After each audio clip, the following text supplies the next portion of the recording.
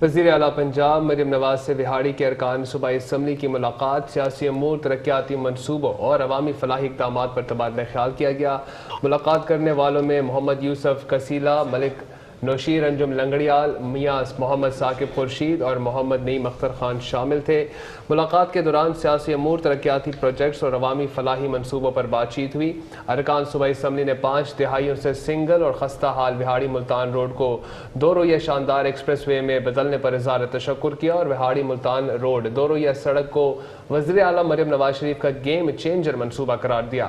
ارکان صوبائی اسمبلی نے وزیر اعلیٰ مریم نواز کو ملتان وہاڑی روڈ کی بحالی پر عوام کے شاندار فیڈ بیک سے آگاہ کیا اور کہا کہ وہاڑی ملتان روڈ کی تعمیر علاقے کی ترقی کے لیے سنگ میل ہے۔